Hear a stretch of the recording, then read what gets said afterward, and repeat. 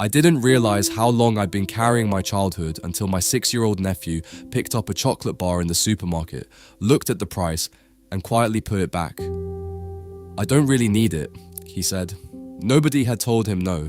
Nobody had even noticed he was holding it, but I knew that sentence. I'd spoken it almost my entire life. My name is Daniel. I'm 33 years old, and for a long time people described me with words they thought were compliments.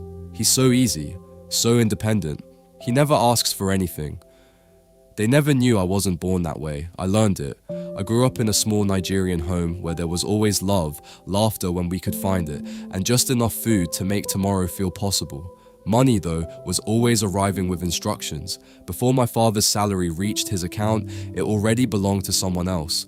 School fees, house rent, electricity, food, transport, medicine. There was never money left over, only money spoken for. When I was 7, my classmates were excited about a school excursion. I ran home waving the permission slip. "Mummy, everybody is going." She looked at the paper, smiled for a second, then her smile disappeared. "How much is it?" I told her. She stared at the floor. "We can't afford it this month." Then she rubbed my head. "Next time." There was always a next time. Next time for the excursion. Next time for new sandals after mine split at the side. Next time for the football my friends played with every evening. Next time for birthday presents. Next time for storybooks. Next time for the school lunch everyone else bought during break. I believed next time for years, until I started noticing things children aren't supposed to notice. Late at night, after they thought we were asleep, I heard my parents talking. "If we pay the landlord now, we'll delay the school fees. If we buy uniforms this week, how do we buy food? Maybe I'll borrow from your brother. How many more times can we ask?" Those conversations were always whispered, as if poverty became less real when spoken softly. One afternoon, I came home carrying a note from school. I needed extra notebooks. Nothing expensive, just notebooks. I handed the paper to my mother. She read it quietly. Then she opened her purse. There were only a few crumpled Naira notes inside. She counted them once, then again, as if counting differently might create more money.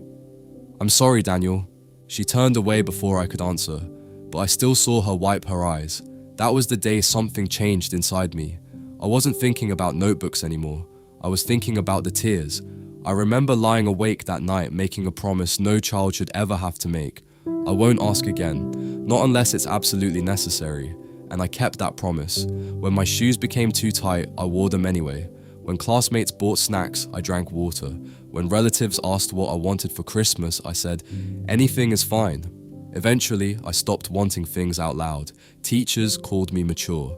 Neighbors praised how understanding I was. Relatives smiled and said, "This boy never disturbs anybody." They thought they were describing good character. They were describing survival. The strange thing about habits learned in childhood is that they grow up with you. Even after I got my first job, I still wore shirts until they faded. I walked past things I could easily afford because buying them made me uncomfortable. Whenever my manager asked if anyone wanted additional training, I stayed quiet. When promotions came, I assumed somebody else deserved them more. In relationships, it was even worse. Whenever something hurt me, I swallowed it. Whenever I needed comfort, I said, "I'm okay." Whenever people asked what I wanted, my answer came automatically. "Anything is fine."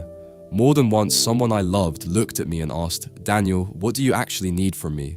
I genuinely didn't know how to answer, not because I had no needs, because I'd spent decades convincing myself they didn't matter.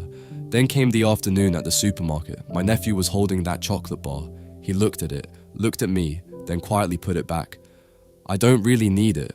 The words hit me so hard I couldn't speak. I knelt beside him. "Why did you put it back?" He shrugged. "I know things cost money."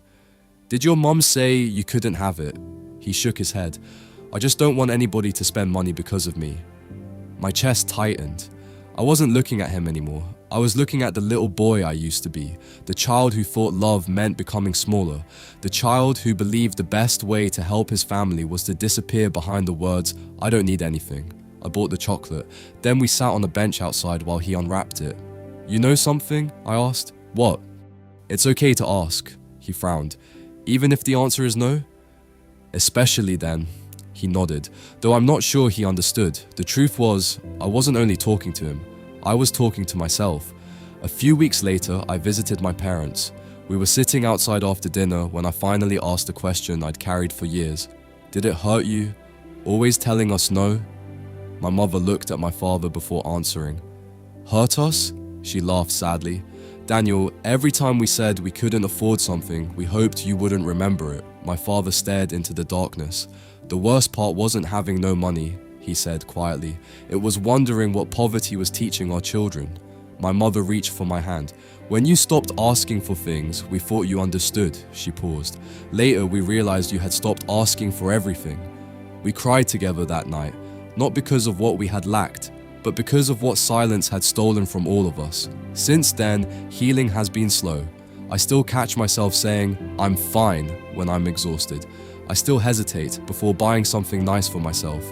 I still feel guilty when someone spends money on me, but now I stop. I ask myself the question no one taught me as a child. What do you actually need? Sometimes the answer is rest, sometimes it's help, sometimes it's simply someone to listen. And whenever a child asks me for something, I never make them feel ashamed for asking. If I have to say no, I explain why. Then I always add the same sentence. You did nothing wrong by asking. Because I finally understand something my parents were trying to protect me from, but couldn't. Poverty didn't just teach our family how to survive, it taught one little boy how to disappear. The hardest lesson I've ever had to unlearn wasn't how to spend money. It was believing that having needs made me difficult to love. I'm still learning. Some days, the old habits return before I notice. Some days, I'm fine, still slips out too quickly. But now I pause, I breathe, and I remind myself of something I wish someone had told that little boy holding a permission slip all those years ago. There is nothing shameful about asking. Sometimes the bravest thing a person can do is believe they deserve to be heard.